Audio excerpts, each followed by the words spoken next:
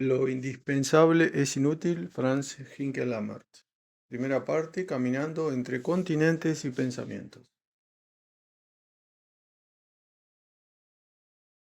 Prefacio a la entrevista con Franz Hinkelammert, François Outard. Cuando se eligió a Franz Hinkelammert como laureado del Premio Libertador del Pensamiento Crítico, la idea del jurado fue reconocer el valor de un trabajo de reflexión en profundidad sobre las situaciones concretas del continente latinoamericano.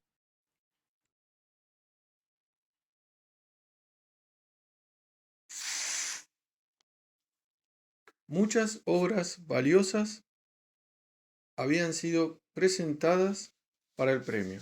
Sin embargo, la elección unánime del jurado fue elegir el libro de Hinkelammert, El sujeto y la ley, El retorno del sujeto reprimido. Era para recordar la gran importancia de la teoría para la acción práctica.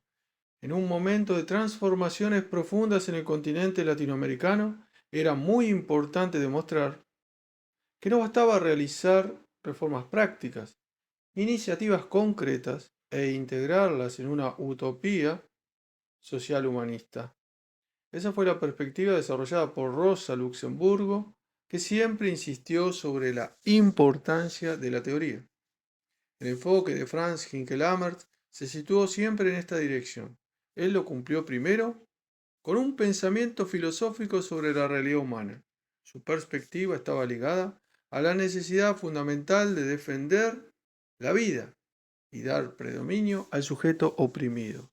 Esta insistencia no olvidaba las estructuras sociales, al contrario, porque demostraba cómo un sistema como el capitalismo había eliminado al ser humano como sujeto de la historia y reemplazado a la ley del mercado como orientación fundamental de la construcción humana.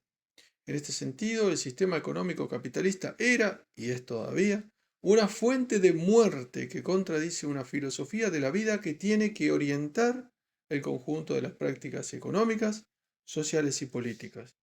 Para desarrollar su pensamiento en esta dirección, Franz Hinkelammert fue obligado a tener en cuenta la realidad económica.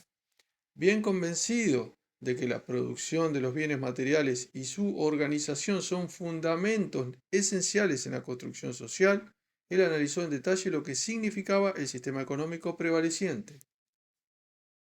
Poniendo el acento sobre el sujeto, no cayó en un postmodernismo, negando la existencia de las estructuras ni la lucha de clases. Al contrario, estas perspectivas fueron centrales en su pensamiento justamente para combatir un sistema que desalienta a la persona y no permite su desarrollo completo. El pensamiento socioeconómico de Franz Hinkelammert está muy lejos del culturalismo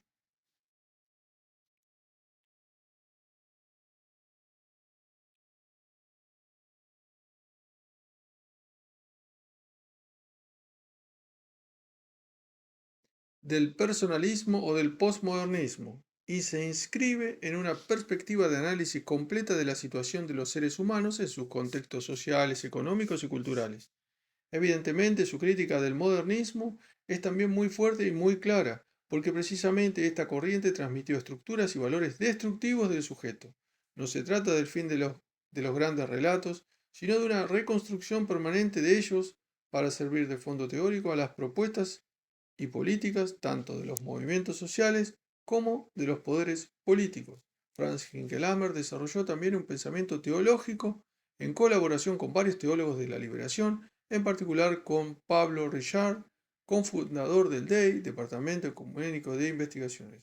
Se trata de una perspectiva profundamente bíblica, con un conocimiento científico de los estudios exegéticos, vinculado con una perspectiva de teología de la liberación.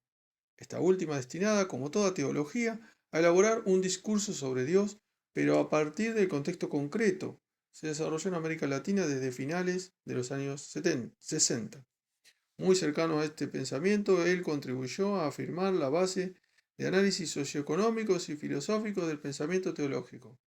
La especialidad de este enfoque es la de descubrir a Dios en la realidad de los pobres por fidelidad al mensaje de Jesucristo. Se necesita la mediación de un análisis de la realidad para definir la pobreza en su totalidad y no salir con un discurso idealista y teórico que no da cuenta de la realidad. El aporte de Franz Hinckelammer fue decisivo en este sentido. Lo que caracteriza su obra es una profunda coherencia entre varios discursos, socioeconómico, filosófico y teológico. Franz Hinckelammer ha podido demostrar que no se puede dividir la realidad y que cada saber era como una parte de un conjunto. Es lo que convenció al jurado del Premio Libertador, que en su primera edición eligió una obra del pensamiento general capaz de orientar a todos los pensamientos particulares hacia una coherencia. Esta última no es evidentemente un dogma ni una teoría definitiva. La obra de Franz Hinckelammer muestra también que existe una dialéctica permanente entre el pensamiento y la acción, entre la teoría y la práctica. Por eso, es un pensamiento abierto y dialéctico. Cuando se analiza su trayectoria de vida, se comprueba la autenticidad de su pensamiento. El compromiso que ha tenido en Chile, para empezar, le obligó a salir del país para continuar su trabajo.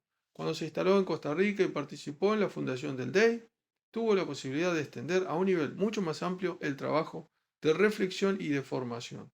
Muy metido en esta última tarea, publicó muchos artículos y libros y participó en los programas de enseñanza destinados a formar responsables sociales y religiosos de todo el continente. La influencia de este trabajo repercutió de manera muy extendida y con efectos durables. Franz Hinckelammer es, como se dice en África, un expatriado. Llevó la profundidad del método y del pensamiento alemán al continente latinoamericano, sabiendo vincular el rigor del no con del uno con la creatividad del otro.